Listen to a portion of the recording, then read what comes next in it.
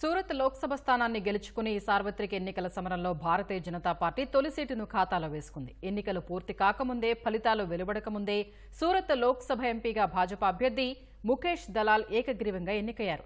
12 ఏళ్లలో లోక్సభ ఎంపీగా ఓ అభ్యర్థి ఏకగ్రీవం కావటం ఇదే తొలిసారి. అయితే ఈ విజయం వెనుక ఉన్న కారణాలేంటి? సూరత్ లోక్సభ స్థానానికి నామినేషన్ వేసిన అభ్యర్థులు ఎందుకు ఉపసంహరించుకున్నారు అన్న ప్రశ్నలు ఆసక్తి రేపుతున్నాయి.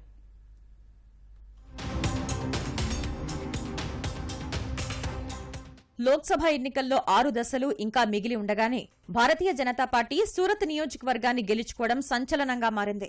సూరత్ లో 15 మంది అభ్యర్థులు నామినేషన్ల దాఖలు చేయగా 6 నామపత్రాలను ఎన్నికల అధికారులు తిరస్కరించారు. మరో 8 నామినేషన్లను అభ్యర్థులే ఉపసంహరించుకున్నారు. ఎన్నికల అధికారులు నామినేషన్లు తిరస్కరించిన వారిలో 2 కాంగ్రెస్ అభ్యర్థులు, 1 బీఎస్పీ అభ్యర్థి ఉన్నారు. ఇలా పోలింగ్ జరగకుండానే భాజపా అభ్యర్థి ముఖేష్ కుమార్ చంద్రకాంత్ దలాల్ ఏకగ్రీవంగా విజయం సాధించారు.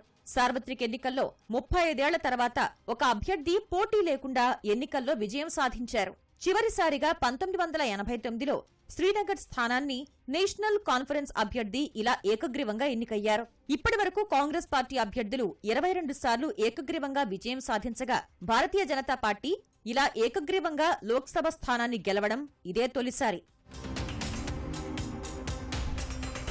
సూరత్ లోక్సభ స్థానం నుంచి కాంగ్రెస్ అభ్యర్థులు సురేష్ భాయ్ పడసాల, కుంభాని నీలేష్ భాయ్, బహుజన్ సమాజ్ పార్టీ నుంచి పర్మార్ నరేష్ భాయ్, ప్యారేలాల్ భారతి నామినేషన్లు దాఖలు చేశారు. భాజపా నుంచి దలాల్తో పాటు కచ్చడియా జనక్ కుమార్ కూడా నామపత్రాలు దాఖలు చేశారు. బహుజన్ రిపబ్లికన్ సోషలిస్ట్ పార్టీ నుంచి విజయ్ లోహర్, లాగ్ పార్టీకి చెందిన సోహెల్ షేక్, గ్లోబల్ రిపబ్లికన్ పార్టీకి చెందిన జయేష్ భాయ్ మేవాడా, సర్దార్ వల్లభాయ్ పటేల్ పార్టీకి చెందిన అబ్దుల్ హమీద్ ఖాన్ నామినేషన్లు దాఖలు చేశారు. మరో 5 స్వతంత్రులు పోటీ చేశారు. ఈ 15 మందిలో 8 మంది తమ నామినేషన్లను ఉపసంహరించుకున్నారు. సాంకేతిక కారణాలతో 6 నామినేషన్లను ఎన్నికల సంఘం తిరస్కరించింది. కాంగ్రెస్, బీఎస్పీ అభ్యర్థుల నామినేషన్లు కూడా తిరస్కరణకు గురయ్యాయి.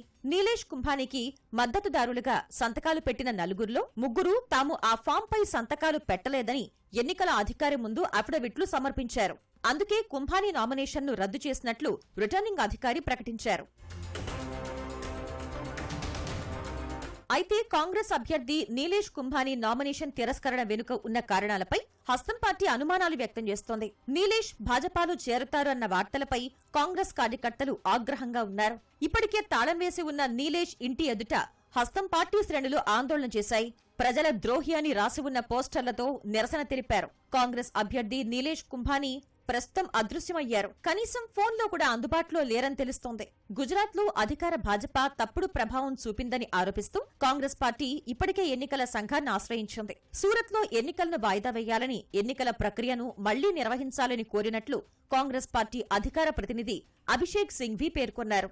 సూరత్ లో కాంగ్రెస్ అభ్యర్థి కుంభాని అభ్యర్థిత్వాన్ని 4 ప్రతిపాదకులు నామినేట్ చేశారని, అయినా అకస్మాత్తుగా 4 తమ సంతకాలను తిరస్కరించడం ఆశ్చర్యంగా ఉందన్నారు.